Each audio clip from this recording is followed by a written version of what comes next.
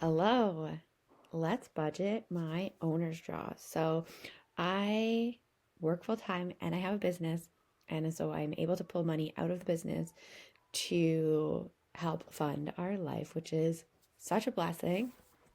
Um, I did reduce my owner's draw by about $100 because one of the factors I used in calculating my owner's draw was my pension buyback.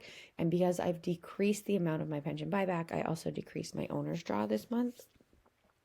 And so it's a weird number because it's it's an even number in US dollars, but then when I transfer it into Canadian, it becomes a weird number. So that happens. Before we start budgeting this out in February, I was going through the bills and noticed that this bill here was $43.99 instead of $43.38. So what happened there? 58.99. Okay, so we'll just add that 61 cents. And then this target, I want to increase it by 61 cents so that in case, like, I'm not sure why it increased. I haven't gone and looked at my bill yet. I don't know if it's a forever increase or if something weird happened. But it's fine. We'll just increase it by 99 cents or to 99 cents and it's fine. So with this money, I've ran a couple scenarios. The first option is to put, instead of doing this on Friday, well, I'm still going to do it on Friday when we get paid, but to just have some money sitting here for that first week of expenses. And then also all these bills that we need, we get paid again on February 7th. And so making sure that all the bills that like we need to fund are funded. And then also 25 minus 55.93. I think that this is like, if I have to do it this way, that this is the one that we're most likely to underspend on versus gas and groceries. Like, so I'm just going to put that there. And so that's the first option. And it's actually not the option I like best. Because the first paycheck that we have, so on the 7th, is actually our lower paycheck. And it is a lot, like it's a pretty heavy load for that paycheck to do the tax-free savings accounts, RSPs, mortgage, Mazda, utilities, and bills. And it won't leave very much money here. So we're going to be just adding to the credit card float a little bit more than I want. And so what I actually want to do is not take care of this or this or this, and actually instead fund all of these. So there's about $1,134 available, and there's $1,215 in bills. And so I'm going to, there we go.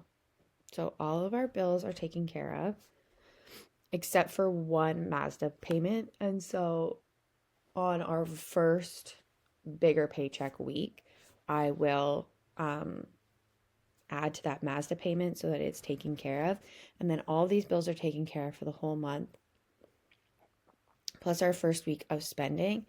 And then it looks like my husband must have got gas, that we have a payment or something pending. So I'll go in and check that afterwards. But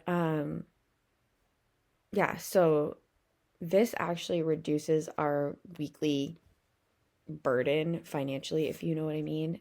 So I think that it's a better option. We don't have to worry about any of the bills. I might even be able to squeeze these into just like one bills category. So it's like bills are paid, weekly priority, weekly sinking funds.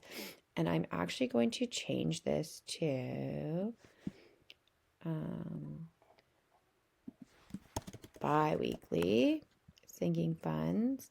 And then I'm going to change this to $200 bi-weekly, and which is what I've been doing anyway. I've just been funding them every other week when it's the bigger paycheck week, but putting it in there kind of like takes my, I don't know, anxiety down. Custom. No. On back. We want to do it on Fridays. Repeat every 2. Oh, I can't do it every other week. Okay, well, cancel then. I'll just leave the target. I was going to change it to like every other week, but I can't do that. So we'll just keep it at weekly.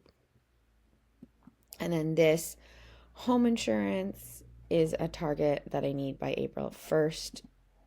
So it's saying 600. My goal is to put $100 a week. And then when we get to April, first line of defense will help us with that this time. And then let's change this target. So let's just say it was by February 1st, 2026. And the payment's actually about $32.50. Save target. So then that's $234.62 a month, which is a big reduction. So we'll be able to lessen this in April once that first payment is paid down to, I don't know, like $50 a week, I'm thinking. Probably 50 times 52 divided by 12. Maybe a little bit more than that. 60 times 52 divided by 12.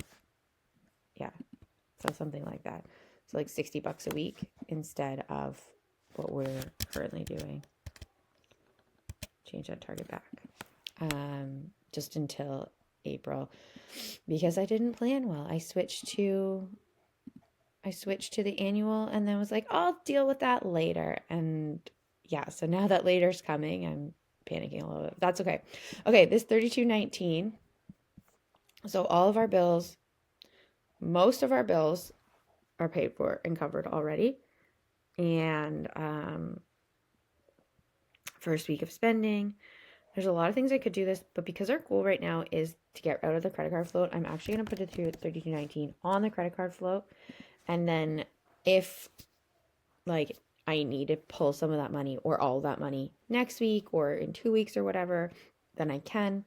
But that just feels really good to put it there, and then any excess can just go. I'm hoping that we can get the credit card float down below 2,000, but I never have any faith that it's actually going to happen. So we'll see. I got that surprise $280 check yesterday, and that was really nice. But yeah. Okay. Well, this was a bit of a shorter video. I will be back on Friday with another weekly paycheck budget with me. Until then, have a great week.